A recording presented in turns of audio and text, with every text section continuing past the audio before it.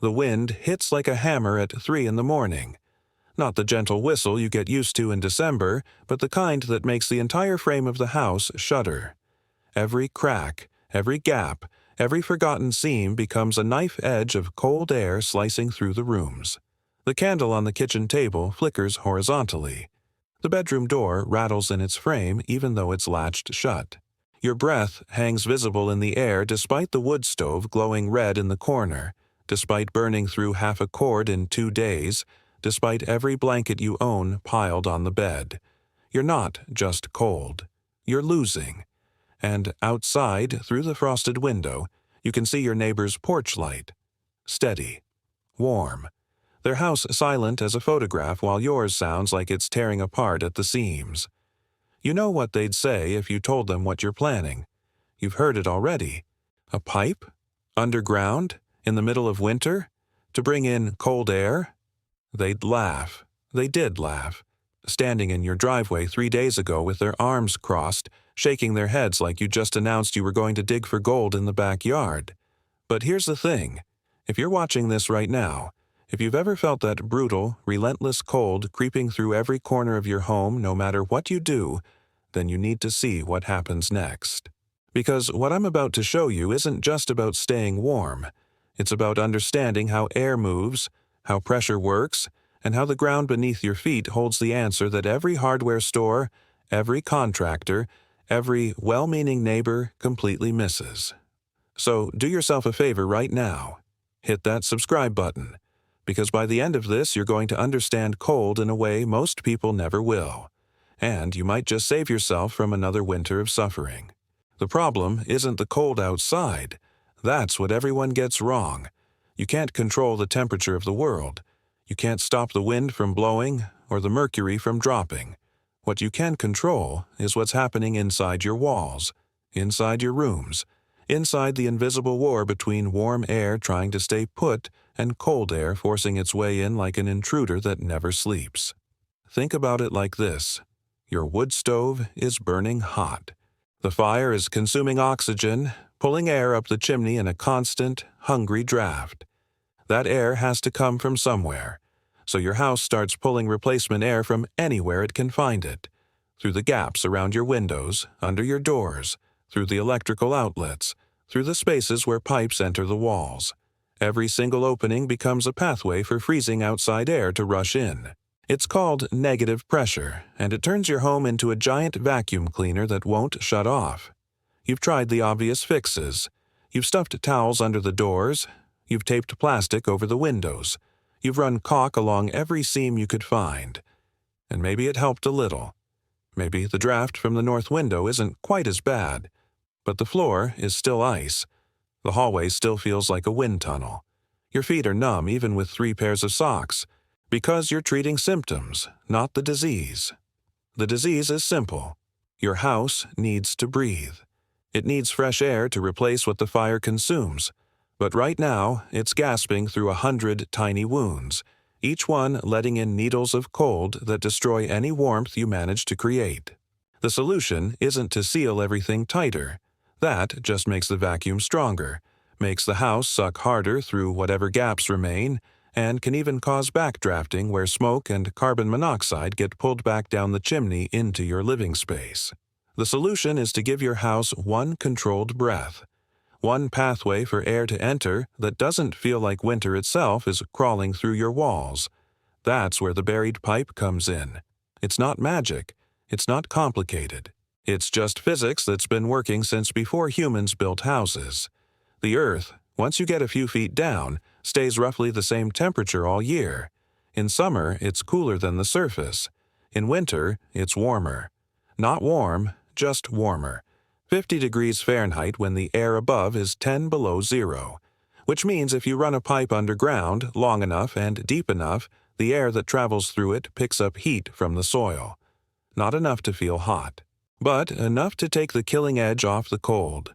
Enough so that when that air enters your house, it's not fighting you anymore. 50-degree air mixing with your heated space is infinitely better than 10 below air knifing through every crack. It's the difference between a house that bleeds heat and a house that holds it. But nobody believes you until they see it work. 4 days ago, you started digging. The ground was frozen solid for the first 8 inches, and you had to use a pickaxe to break through the surface crust.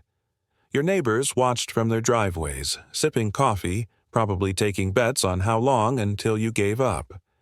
The trench needed to run from a point 30 feet away from the house, far enough that the air inlet wouldn't just pull cold air from right next to the foundation and slope gradually downward toward a collection point. Gravity would drain any condensation that formed inside the pipe. Without that slope, you'd end up with ice plugs, standing water, and a system that quit working the first time temperatures really dropped. You chose 4-inch PVC pipe. Not the thin wall stuff, but Schedule 40, thick enough to handle being buried, flexible enough to follow the contour of the trench without cracking. The length mattered. 30 feet minimum to give the air time to exchange heat with the soil. Some people go 50, 60 feet. You settled on 40 because that's where your property allowed it without hitting the septic field. The depth mattered even more. 18 inches down in your region gets you below the frost line just barely. But you went for 24 to be safe, knowing that the deeper you go, the more stable the ground temperature. The inlet needed protection. You built a small above-ground housing from treated lumber, basically a box with a hinged lid, painted to blend in with the snow. Inside, a piece of hardware cloth, 1/4-inch mesh, to keep out mice, rats, and anything else that might think a warm pipe sounds like a great winter den. Behind that, a simple furnace filter, the kind you'd use in your HVAC system, to catch dust, pollen, anything that would eventually clog the pipe or foul your indoor air. The filter could be swapped out every few months. Ignoring it would mean breathing in soil particles, mold spores, and whatever else lived in the ground. At the house end, the pipe emerged through the foundation wall in the basement, angled slightly upward so condensation would never pool there. You'd drilled through 18 inches of concrete and stone with a core bit that cost more than you wanted to spend. But there was no other way. The hole was sealed around the pipe with hydraulic cement, the kind that sets up even in damp conditions, making sure no groundwater could ever follow the pipe inside. Inside the basement, you installed a simple damper, a butterfly valve that let you open or close the airflow with a twist of a handle. This wasn't optional.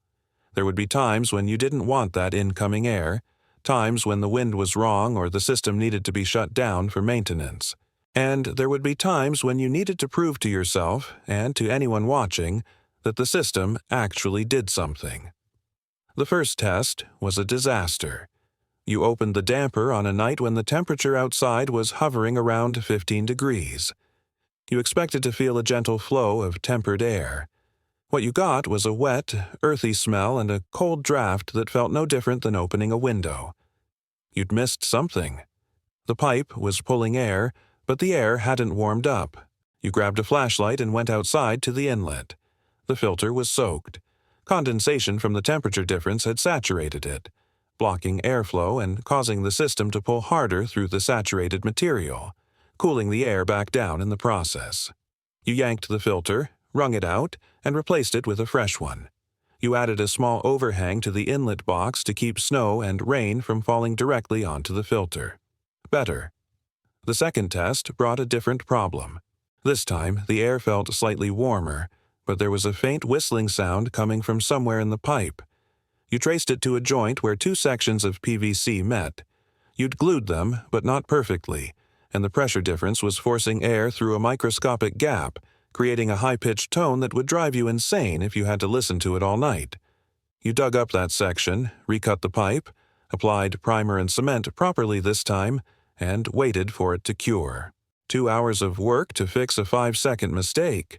The third test revealed condensation inside the pipe itself. You'd known it would happen. Warm, moist air from the house mixing with cooler air from the ground, but you hadn't anticipated how much. Water was pooling in a low spot where the trench had settled unevenly. The slope wasn't consistent. You dug down again, added gravel to raise that section, re-leveled everything with a string line and a level, and made sure the lowest point was at the collection chamber you'd installed, a vertical length of PVC with a cleanout cap at the bottom. Open it once a week, drain whatever water collected, close it back up. Simple maintenance that kept the system from drowning itself. By the fourth night, you thought you had it right. But the real test wouldn't come from you. It would come from the wind. It arrives just after midnight. The same wind that's been torturing you for weeks, only now it's stronger, meaner, pushing the wind chill down to 30 below. You're in the living room, wood stove roaring, and you can feel the house starting to lose the battle. The draft under the front door is so strong it's making the rug flutter. The kitchen window is whistling like a tea kettle. The bedroom door is rattling against the latch again. You're burning through wood faster than you can split it, and the temperature inside is still dropping. You walk down to the basement. The damper is closed. The buried pipe is connected, ready, but you haven't trusted it enough to leave it open. You've been too afraid of flooding the house with cold air, of making everything worse, of proving your neighbors right. But tonight, you're out of options. You twist the handle. The damper opens. For a moment, nothing happens. Then you hear it. A soft, steady whisper of air movement. Not a roar, not a gust. Just a quiet, persistent flow. You hold your hand in front of the pipe opening and feel the incoming air. It's cool, definitely cooler than the basement. But it's not the sharp, biting cold that comes from opening a window. It's softer, milder, the kind of cool you'd feel in a root cellar. You'd guess 50 degrees, maybe 55. Hard to tell without a thermometer, but your skin knows the difference between that and the 0-degree wind outside. You walk back upstairs. For the first few minutes, nothing seems different. The door is still rattling. The rug is still moving. You're about to go back down and close the damper, convinced you've wasted weeks of work on a system that doesn't do anything. Then the rattling stops. Not gradually, not slowly, just stops. The bedroom door goes still as if someone pressed a hand against it. The rug settles flat against the floor. The whistle from the kitchen window fades to silence. The candle on the table, which has been flickering sideways for hours, straightens up and burns tall and steady. You freeze. You're not sure what just happened. The wind outside hasn't stopped. You can still hear it howling against the walls, but something inside has changed. The house feels different, quieter, calmer, like the pressure equalized, like the vacuum that was pulling at every crack and seam just let go. You walk to the front door and kneel down. The draft is gone. Completely gone. You run your hand along the gap under the door and feel nothing. You move to the kitchen window. No whistle, no cold jet of air. You check the electrical outlets that have been leaking cold for weeks. Still, the wood stove is burning steadier, the flames taller and more controlled, because it's no longer fighting for oxygen. The air it needs is coming from the buried pipe now, pre-warmed and delivered at a steady rate instead of being sucked in violently through a dozen random gaps. The entire house has stopped screaming against the wind. And the temperature? It's hard to describe without sounding like you're exaggerating. The thermometer on the wall says the same thing it said 10 minutes ago. But your body knows better. Your feet, which have been numb for hours, start to tingle with warmth. Your shoulders, which have been hunched and tense, relax. The air against your face, which has felt like cold breath, softens. It's not that the room suddenly got 10 degrees warmer in some measurable scientific sense. It's that the heat you were generating is finally staying where it belongs instead of being ripped away by 1,000 invisible leaks. It's the difference between standing in a walk-in freezer and standing in a cool room. The numbers might not look that different, but the sensation is night and day. You sit down on the couch and just breathe. For the first time in weeks, you're not fighting. You're not stuffing towels. You're not adding more wood. You're not layering more blankets. You're just comfortable. The house is finally working with you instead of against you. Morning comes with silence. Not the eerie silence of snow muffling the world, but the peaceful silence of a house that isn't leaking. The wood stove has coals from last night's fire still glowing because they didn't get smothered by drafts. The bedroom is warm enough that you don't see your breath when you wake up. The floor is still cool, but not painful. You walk downstairs in bare feet and it doesn't hurt. And then you hear the knock on the door. It's your neighbor, the one who laughed. He's standing on your porch with his hands in his pockets, looking uncomfortable. "I saw the smoke from your chimney," he says. "Figured you'd be up." You invite him in. He steps inside and stops immediately. "It's warm in here," he says, like he's accusing you of something. "Yeah," you say. "How much wood did you burn last night?" "Same as always, maybe less." He looks around, confused. "Where's the draft? I can always hear your door rattling from outside. It's quiet." You walk him down to the basement. You show him the pipe. You explain what it does, how it brings in replacement air, how the ground warms it, how it equalizes the pressure. You expect him to argue, to find reasons why it shouldn't work. Instead, he just stares at the pipe for a long time. "How deep?" he asks. 2 feet. "How long?" 40 feet. "And it just works?" You twist the damper handle, closing it. Within 30 seconds, you hear the rattling start upstairs. The door, the windows, the return of the drafts. You open the damper again. The rattling stops. He hears it. He can't deny it. "I'll be damned," he says quietly. Word spreads faster than you'd expect in a small community where everyone is fighting the same battle against winter. By the end of the week, 3 more neighbors have come by to see the system. You walk them through the details, the importance of the slope for drainage, the need for a filter and mesh at the inlet, the cleanout chamber for condensation, the damper for control. You explain the mistakes you made and how you fix them. You emphasize that this isn't a heater. It doesn't add warmth. It just removes the killing edge from incoming air so your heating system can actually keep up. One of them asks if you could install one in summer for cooling. You explain that yes, theoretically, the system works both ways. In summer, the ground is cooler than the air, so the pipe would deliver cooler air into the house. It's not air conditioning, but it's something. Enough to take the edge off 90-degree days the same way it takes the edge off 10 below nights. Another asks about radon. It's a legitimate concern depending on where you live. Radon is a radioactive gas that can seep from soil, and pulling air through the ground could concentrate it. You explain that you researched your area, low radon levels, but that anyone considering this system should test their soil first, and, if necessary, install a radon mitigation fan inline with the pipe. Safety isn't negotiable. The questions keep coming. What about mold? You tell them that mold needs moisture and organic material, and as long as the pipe drains properly and you change the filter, mold doesn't have a chance to establish. What about animals?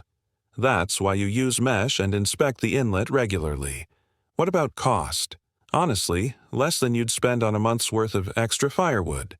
The materials are basic: PVC pipe, gravel, cement, filter, damper.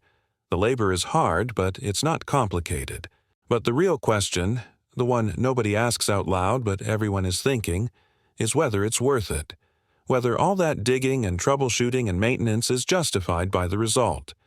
You think about last night, about sitting on your couch in a warm, quiet house while the wind tried and failed to get inside.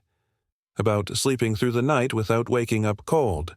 About your heating system finally keeping up instead of fighting a losing battle.